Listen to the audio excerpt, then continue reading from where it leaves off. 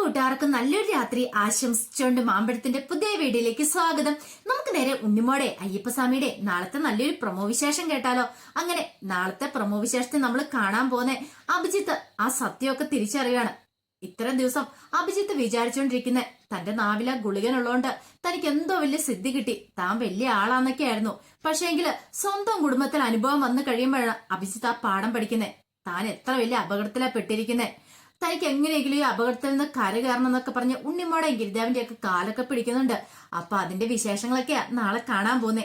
ഇന്ന് നമ്മൾ കണ്ടു അഭിജിത്ത് വീട്ടിൽ വന്നിട്ട് ഒരു ചോക്ലേറ്റിന്റെ പേരില് അഭിജിത്തിന്റെ കരുനാക്ക് വിളിച്ച് പെങ്ങളോട് പറഞ്ഞു, അതെ നിന്റെ കുഞ്ഞിനിപ്പം അനങ്ങത്തില്ല, അതെ നിന്നെ എന്നല്ല എന്നെ വിളിക്കത്തില്ല, നിന്നെ അമ്മേന്നും വിളിക്കത്തില്ല, ഇനിയിപ്പൊ എന്നോടും മിണ്ടത്തില്ല എന്നൊക്കെ പറയുന്നുണ്ട്. ഇത് കേട്ട് കഴിഞ്ഞപ്പോ അവർക്കും വല്ലാത്ത വിഷമായി. ആ സമയത്ത് തന്നെ പെങ്ങടെ വയറ്റുണ്ടായിരുന്ന കുഞ്ഞിന് അനക്കമില്ലാതായി. വല്ലാത്ത അവസ്ഥയെ കിടന്ന് വയറുവേനോണ്ട് പൊളയുവാണ്. ഇതെല്ലാം കണ്ടുകഴിഞ്ഞപ്പോ അഭിജിത്ത് ആദ്യം ഓർത്ത എന്താ, ഇവള് വെറുതെ തന്നെ പറ്റിക്കാൻ പറയുന്നതാ. പക്ഷെ കുറച്ച് സമയത്തിനുള്ളിൽ തന്നെ അഭിജിത്തിന്റെ കാര്യങ്ങൾ മനസ്സിലായി. പെങ്ങളുടെ കരച്ചില് കേട്ടപ്പോ എന്ത് ചെയ്യണമെന്നറിയില്ല. പെട്ടെന്ന് അമ്മ വണ്ടി വിളിക്കാനായിട്ട് അങ്ങോട്ട് പോയി. അതിന് കുറച്ച് കഴിയുമ്പത്തിന് വണ്ടി വിളിച്ചോണ്ട് അങ്ങോട്ട് വരുവാണ്. ഈ സമയം അഭിജിത്ത് പറഞ്ഞു, ദേ ഞാൻ അറിയാതെ പറഞ്ഞു പോയതാ, എന്നോട് ക്ഷമിക്ക്, ഇങ്ങനെയൊന്നും വരുമെന്ന് വിചാരിച്ചല്ല. ഈ സമയം പെങ്ങൾ അതൊന്നും കണക്കാകുന്നില്ല. പുള്ളിക്കടത്തി കിടന്ന് ഭയങ്കര കരച്ചില്ല, വേദന സഹിക്കാൻ പറ്റുന്നില്ല, അത്രമാത്രം പെയിൻ ഉണ്ട്. അങ്ങനെ പെട്ടെന്ന് തന്നെ ഹോസ്പിറ്റലിലേക്ക് കൊണ്ടുപോവാണ്. അങ്ങനെ ഹോസ്പിറ്റലിൽ കൊണ്ടുവന്ന ഉടനെ ഡോക്ടർ ചെക്ക് ചെയ്യുവാണ്. ചെക്ക് ചെയ്തിട്ട് പറഞ്ഞു, കുഞ്ഞിന് അനക്കമില്ല എന്ന് പറയാ. ഇത് കേട്ടപ്പോ എന്ത് ചെയ്യണമെന്നറിയില്ല. ഇത്രയും സമയം ഒരു കുഴപ്പമില്ലായിരുന്നു. ഡെലിവറി ഡേറ്റ് ഏകദേശം അടുത്ത് വരുന്ന സമയമാണ്. പെട്ടെന്ന് കുഞ്ഞിന് അനക്കമില്ലെന്ന് പറഞ്ഞപ്പോ എന്ത് ചെയ്യണമെന്നറിയില്ല.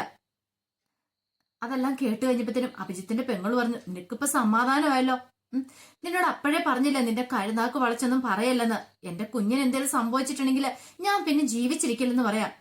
അഭിജിത്തിന്റെ അമ്മോട്, നീ ഇങ്ങനെയൊന്നും പറയാതെ, കുഞ്ഞിനൊന്നും സംഭവിക്കില്ലെന്ന് പറയാം. ഡോക്ടർ പറഞ്ഞു, ഞങ്ങളൊന്ന് സ്കാനൊക്കെ ചെയ്ത് നോക്കട്ടെ, എന്താ സംഭവിച്ചതെന്ന് അറിയില്ല, സ്കാൻ ചെയ്ത് നോക്കട്ടെ എന്നൊക്കെ പറയാം. പിന്നീട് വേദന കുറയാനുള്ള മരുന്നൊക്കെ കൊടുത്തു.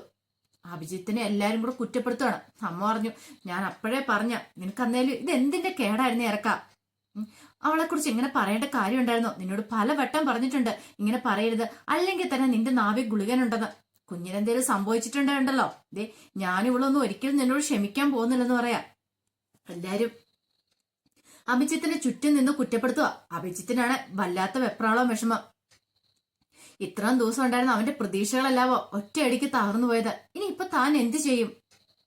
ഒരു പക്ഷെ ആ മീനാക്ഷി പറഞ്ഞ സത്യമായിരിക്കും, തന്റെ നാവെന്തുമ്പത്ത് ഗുളികനുണ്ട്, ആ ഗുളികൻ അപകടകാരിയാണ്. താന് ആ കണ്ണപ്പന്റെ അടുത്ത് പോയി മാപ്പ് പറഞ്ഞിട്ടുണ്ടെങ്കിലോ ഇതിൽ നിന്നൊക്കെ രക്ഷപ്പെടാൻ പറ്റുള്ളൂ. അത് മാത്രമല്ല, മീനാക്ഷിയുടെ മുത്തശ്ശിയുടെ കാഴ്ചശക്തി തിരിച്ചു കിട്ടണമെന്നും പറഞ്ഞിട്ട് മീനാക്ഷി തന്റെ അരികെ വന്നതാണ്. പിന്നീട് ഈ കാര്യങ്ങളൊക്കെ സംസാരിച്ചോ, അന്ന് താൻ അവളെ ആട്ടി ഇറക്കി വിടുക ചെയ്തേ. അത് വേണ്ടായിരുന്നു. ആകെപ്പടെ തകർന്ന് മനസ്സോടുകൂടി അഭിജിത്ത് അവിടെ നിങ്ങോട്ട് ഇറങ്ങുവാണ്. അഭിജിത്ത് നേരെ പോയത് തന്റെ ഫ്രണ്ട്സിന്റെ അരിയിലേക്കാണ്. മനുവിന്റെ കണ്ടന്റെയൊക്കെ അടുത്ത് ഇനി കാര്യങ്ങൾ പറയാ. ഇത് കേട്ടപ്പോ പെട്ടെന്ന് മനു പറഞ്ഞു, ഞാൻ എപ്പോഴേ പറഞ്ഞില്ലേ എന്തോ ഒരു പ്രശ്നമുണ്ടെന്ന്, പക്ഷെ നീ അത് കാര്യമായിട്ട് എടുത്തില്ല. കണ്ണം പറഞ്ഞേടാ, ഇനിയിപ്പൊ നീ എന്തേലും പറഞ്ഞിട്ടുണ്ടെങ്കിൽ അങ്ങനെ അച്ചട്ടാവോ, അതെ ഞങ്ങളെ കുറിച്ചൊന്നും പറയില്ല കേട്ടോ, ഞങ്ങൾക്ക് പേടിയാ, വാടാ നമുക്ക് പോവാന്ന് പറഞ്ഞിട്ട് അവരെല്ലാം അവനെ അവിടെ ഇട്ടിട്ട് ഓടുവാണ്. അവർക്കും പേടിയായി, ഇവൻ എന്തേലും നാവ് വളച്ച് പറഞ്ഞ തങ്ങൾക്കും അതുപോലെ തന്നെ സംഭവിക്കൂലേ. അഭിജിത്ത് ആകെപ്പാടെ ഒരൊറ്റപ്പെട്ട അവസ്ഥയായിപ്പോയി. ആ സമയത്തൊക്കെ ഗിരിദേവനും ഭാവയും ലംബും ഉണ്ടായിരുന്നു. അവർക്കറിയാം ഇനി നടക്കാൻ പോകുന്ന കാര്യം എന്താന്ന്. അവര് മുൻകൂട്ടി അത് കാര്യങ്ങൾ കണ്ടതാ. അങ്ങനെ ഗിരിദേവൻ പറഞ്ഞു, അതങ്ങനെ അത് സംഭവിച്ചെന്ന് പറയാ. പിന്നീട് അഭിജിത്തിന് എന്ത് ചെയ്യണമെന്ന് അറിയത്തില്ലാത്തൊരവസ്ഥയിലാണ് ഗിരിദേവനും ഭാവയും കൂടെ അങ്ങോട്ട് വരുന്നത്. അവരെ കണ്ടതും അഭിജിത്തിന്റെ കണ്ണ് നിറഞ്ഞൊഴുകി. പെട്ടെന്ന് ഗിരിദേവൻ ചോദിച്ചു, എന്ത് പറ്റി അഭിജിത്തെ, എന്താ കാര്യം ചോദിക്കുക? ഒന്നുമില്ല, എന്തോ കാര്യമുണ്ടല്ലോ. അല്ല കഴിഞ്ഞ ദിവസം ഗിരിദേവൻ എന്നോട് പറഞ്ഞില്ലായിരുന്നോ എന്റെ കരുനാക്കാന്ന്, പക്ഷെ ഞാൻ അതൊന്നും കേൾക്കാൻ കൂട്ടാക്കിയില്ല. മീനാക്ഷിയുടെ മുത്തശ്ശിയുടെ കണ്ട കാഴ്ചശക്തി പോയപ്പോഴും മാരാർ മാഷയുടെ തല പൊട്ടിയപ്പോഴൊക്കെ എനിക്ക് ഭയങ്കര സന്തോഷമായിരുന്നു. പക്ഷേങ്കില് ദേ ഇപ്പൊ എന്റെ പെങ്ങക്ക് അവളുടെ വയറ്റിൽ കിടക്കുന്ന കുഞ്ഞിന് അനക്കമില്ല. ഞാൻ അങ്ങനെയൊന്നും ഓർത്ത് പറഞ്ഞല്ല, പക്ഷെങ്കില് അങ്ങനെ സംഭവിച്ചിരിക്കുന്നു. എനിക്ക് എന്ത് ചെയ്യണമെന്നറിയില്ല. ആ കുഞ്ഞിന്റെ ജീവൻ രക്ഷിക്കണം. അതിനെന്തേലും സംഭവിച്ചാ പിന്നെ എനിക്ക് വീട്ടില് ചെല്ലാനേ പറ്റത്തില്ല. ഇത് കേട്ടപ്പോ ഗിരിദേവൻ പറഞ്ഞു, അപ്പോഴേ പറഞ്ഞല്ലോ അഭിജിത്തെ, കണ്ണപ്പനോട് ചെന്ന് മാപ്പ് പറയുകയാണെങ്കിൽ ഒരു പക്ഷേങ്കില് ഇനിയിപ്പം നിന്റെ നാവിലുള്ള ഗുളിയം പോയെന്നിരിക്കും. ഈ മാപ്പ് പറഞ്ഞുകൊണ്ട് മാത്രമായില്ല, അദ്ദേഹം തൃപ്തിപ്പെടുത്തുകയും ചെയ്യണമെന്ന് പറയാം. അതെങ്ങനെ സാധിക്കും? അതൊക്കെ അവിടെ ചെന്ന് കഴിയുമ്പോ അറിയാൻ പറ്റുമെന്ന് പറയാം. ഈ സമയം അഭിജിത്ത് പറഞ്ഞു, ഞാൻ എങ്ങനെ അങ്ങോട്ട് പോന്നേ, എനിക്ക് അറിയില്ല, എനിക്ക് തന്നെ പോകാനായിട്ട് പേടിയാ. അവിടെ ചെന്നിട്ടുണ്ടെങ്കിൽ അയാൾ എന്നെ എന്തെങ്കിലും ചെയ്താലോ എന്ന് ചോദിക്കുക. ഏയ് അയാളൊന്നും ചെയ്യാൻ വഴിയില്ല. അപ്പോഴാണ് ഉണ്ണിമോൾ അങ്ങോട്ട് വരുന്നേ. ഉണ്ണിമോൾ ചോദിച്ചു, എന്താ അഭിജിത്തെ, എന്താ കാര്യം എന്താന്ന് ചോദിക്കുക. പിന്നീട് ഗിരിദേവൻ നടന്ന കാര്യങ്ങളൊക്കെ പറയാം. ഇതെല്ലാം കേട്ട് കഴിഞ്ഞപ്പോ ഉണ്ണിമോള് പറഞ്ഞു, ഞാൻ അപ്പോഴേ അഭിജിത്തിനോട് പറഞ്ഞല്ലേ ഞങ്ങളൂടെ വരാനായിട്ട്. ഞാനും വിദ്യയും നന്ദനയും കൂടെ അവിടെ ചെന്നതാ. പക്ഷേ എങ്കില് അയാള് സമ്മതിച്ചില്ല. നീ ചെന്ന് മാപ്പ് പറഞ്ഞാൽ മാത്രമേ അയാൾ അംഗീകരിക്കുള്ളൂ പോലും. ഇനിയിപ്പൊ എന്തൊക്കെയാ സംഭവിക്കാൻ പോകുന്ന അറിയത്തില്ല.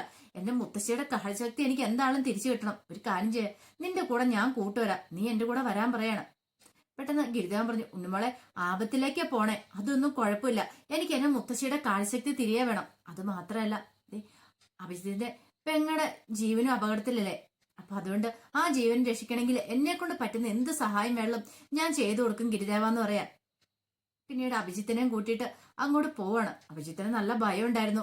അവിടെ ചെന്നാ എന്താ സംഭവിക്കാൻ പോകുന്ന അറിയത്തില്ല. അങ്ങനെ അവര് പുറത്ത് ചെന്നപ്പോ ആരെയും കണ്ടില്ല. ഉണ്ണിമോള് പറഞ്ഞു, പുറത്തെങ്ങും ആരുമില്ലോ. മീനാക്ഷി, എനിക്ക് അകത്തേക്ക് കയറാൻ പേടിയാ. അയാൾ ഒരു പക്ഷെ എന്നെ എന്തേലും ചെയ്യുവോ, എന്നെ കൊന്നു കളയോന്ന് ചോദിക്കേ. അയാൾ അങ്ങനെയൊന്നും ചെയ്യുന്ന ആളല്ലാന്ന് തോന്നേ. അങ്ങനെയൊന്നും ചെയ്യാൻ വഴിയില്ല. നീ ചെന്ന് മാപ്പ് പറഞ്ഞാ മതി. അങ്ങനെ മാപ്പ് പറഞ്ഞു കഴിയുമ്പോ ചിലപ്പോ നിന്റെ നാവിലിരിക്കുന്ന ഗുളികന് മാറിപ്പോവായിരിക്കും എന്ന് പറയാം. പക്ഷെ എന്ത് ചെയ്യണം, എങ്ങനെ ചെയ്യണമെന്ന് അവർക്കും ഒരു നിശ്ചയമൊന്നും ഇല്ലായിരുന്നു. അങ്ങനെ അവസാനം അവരങ്ങോട്ട് ചെന്ന് കതവ് തുറന്ന് അകത്തേക്ക് കയറുക. കതവ് തുറന്ന് അകത്തേക്ക് കയറി കഴിഞ്ഞപ്പോ പതിവ് പോലെ തന്നെ ഗുളികൻ അങ്ങോട്ട് പാഞ്ഞു പെറുക്കി വരുന്നുണ്ട്. ഗുളികനെ കണ്ടതും അഭിജിത്ത് ആകെപ്പാടെ ഞെട്ടിപ്പറിച്ചു. പക്ഷെ ഉണ്ണിമോൾക്കൊരു ഭയം തോന്നിയില്ല. മുമ്പ് ഗുളികനെ ഉണ്ണിമോളൊന്ന് കണ്ടതാണ്. പിന്നീടാണ് കണ്ണപ്പൻ അങ്ങോട്ട് വരുന്നത്. അഭിജിത്തിനെ കണ്ടതും ചോദിച്ചു, ആഹാ നീ വന്നോ, നിന്നെ ഞാൻ കാത്തിരിക്കുവായിരുന്നു പറയാണ്. അതെ, എന്നോട് ക്ഷമിക്കണം ചേട്ടാ, എനിക്കൊരു അബദ്ധം പറ്റിപ്പോയതാ. അബദ്ധമോ? നിന്നെ അന്വേഷിച്ച് വന്നിട്ടുണ്ടായിരുന്നു. പക്ഷേങ്കിൽ ഇത്രയും ദിവസമായിട്ട് നീ എന്റെ അടുത്തേക്ക് വന്നില്ല. എന്നോട് വന്ന് ഞാൻ മാപ്പ് പറയാൻ പറഞ്ഞല്ലേ. എന്ത് വേണം ചെയ്യാം, എനിക്ക് മാപ്പ് തരണം. എന്റെ പെങ്ങളെ വയറ്റിൽ കിടക്കുന്ന കുഞ്ഞ്, ആ കുഞ്ഞിനൊരു ആപത്ത് സംഭവിക്കില്ലെന്ന് പറയാ. ഉണ്ണിമോള് പറഞ്ഞ, അതെ ആ കുഞ്ഞിന്റെ ആപത്ത് സംഭവിക്കില്ല. അതെ, ഇവിടെ വന്ന് മാപ്പ് പറഞ്ഞിട്ടുണ്ടെങ്കിൽ എല്ലാം ശരിയാവുന്ന കണ്ണപ്പച്ചേട്ടനല്ലേ പറഞ്ഞേ. അതാ ഞാൻ അഭിജിത്തിനെ കൂട്ടി ഇങ്ങോട്ട് വന്നേ. അഭിജിത്ത് പിന്നീട് പറഞ്ഞു, ഞാൻ കാല് പിടിച്ച് വെള്ളം മാപ്പ് പറയാം. പക്ഷേങ്കില് എന്റെ നാവിലെ ഗുളികനൊന്ന് മാറ്റി തരണോ പറയാ. നിനക്ക് മാപ്പ് തരണോ അല്ലേ? നീ എന്നെ എന്താ ചെയ്തിട്ട് പോയത്? മര്യാദക്കാണ് മര്യാദയായിരുന്നു. പക്ഷേങ്കില് നീ അപ്പൊ എന്നെ വെല്ലുവിളിച്ചോ. അങ്ങനെ എന്നെ വെല്ലുവിളിച്ചിട്ടുണ്ടെങ്കിൽ ഞാൻ വെറുതെ വിട്ടാലും എന്റെ ഗുളിക നിന്നെ വെറുതെ വിടാൻ പോകുന്നില്ലെന്ന് പറയാ. പെട്ടെന്ന് അഭിജിത്ത് ചോദിച്ചു, അല്ലെ എന്നെ എന്ത് ചെയ്യാൻ പോവാ? അതെ, നിന്നെ ഞാനൊന്നും ചെയ്യാൻ പോകുന്നില്ല. പക്ഷേങ്കില് നിന്നെ ചെയ്യുന്ന ഗുളികനായിരിക്കും എന്ന് പറയാം. ഇത് കേട്ടപ്പം ഉണ്ണിമോള് പെട്ടെന്ന് പറഞ്ഞു, അയ്യോ അങ്ങനെയൊന്നും പറയരുത്. ഇങ്ങോട്ട് ഞാൻ ഇവനെ കൂട്ടിക്കൊണ്ട് വന്ന തന്നെ ഇവന് മാപ്പ് കൊടുക്കുമെന്ന് പറഞ്ഞോണ്ടാ. ഇവിടെ വന്ന് പറഞ്ഞിട്ടുണ്ടെങ്കിൽ കാലെ വീണ് കേണ അപേക്ഷിച്ചിട്ടുണ്ടെങ്കിൽ മാപ്പ് കൊടുക്കുമെന്ന് പറഞ്ഞോണ്ട് അഭിജിത്തിനെയും കൂട്ടി ഞാൻ ഇങ്ങോട്ട് വന്നേ. അതുകൊണ്ട് ഞങ്ങള് ഉപദ്രവിക്കുകയും ചെയ്യരുത്, ഞങ്ങളെ പറഞ്ഞു വിടണം. അത് മാത്രമല്ല, ഇവന്റെ നാവിലെ ഗുളികനും എന്റെ മുത്തശ്ശിയുടെ കാഴ്ചശക്തിയും തിരികെ കൊടുക്കണമെന്ന് പറയാൻ.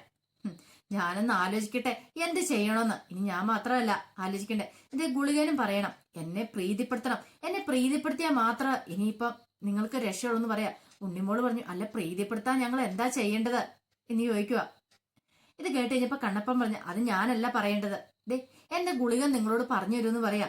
പിന്നീട് ഗുളികന്റെ അടുത്തേക്ക് അവര് പോവാണ്. ഗുളികന്റെ അടുത്ത് എന്നിട്ടുണ്ടെങ്കിൽ ഗുളികൻ ഒരു പക്ഷെ എന്താ പറയാൻ പോകുന്നതെന്ന് അറിയത്തില്ല. ആ ഒരു പേടി ഉണ്ടായിരുന്നവര്. അങ്ങനെ അവര് ചെന്ന് ചാടുന്ന വലിയൊരു അപകടത്തിലേക്കാണ്. ഒരു പക്ഷെ ഉണ്ണിമോളെ അപകടത്തിലേക്ക് കൊണ്ടുവന്നാണോന്നും പറയാൻ പറ്റില്ല, അഭിജിത്തിനെ കരുവാക്കിക്കൊണ്ട്. അപ്പൊ അതിന്റെ വിശേഷങ്ങളൊക്കെ കാണാൻ പോകുന്നത്. ഇനിയിപ്പം ഗുളികനെ തൃപ്തിപ്പെടുത്താനും അല്ലെങ്കിൽ കണ്ണപ്പനെ തൃപ്തിപ്പെടുത്താനും വേണ്ടിയിട്ട് അഭിജിത്തിനോട് ആവശ്യപ്പെടുന്ന കാര്യം എന്താണെന്ന് അറിയത്തില്ല.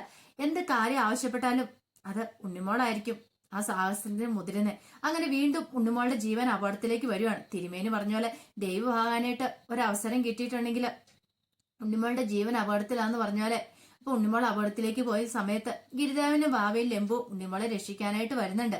അപ്പൊ അതിന്റെ വിശേഷങ്ങളൊക്കെയാ കാണാൻ പോകുന്നത്. ആ വിശേഷങ്ങൾക്കായി നമുക്ക് എല്ലാവർക്കും കാത്തിരിക്കാം കേട്ടോ. ഒരിക്കൽ കൂടി എല്ലാവർക്കും നല്ലൊരു രാത്രി ആശംസിച്ചു നിർത്തുന്നു. നന്ദി.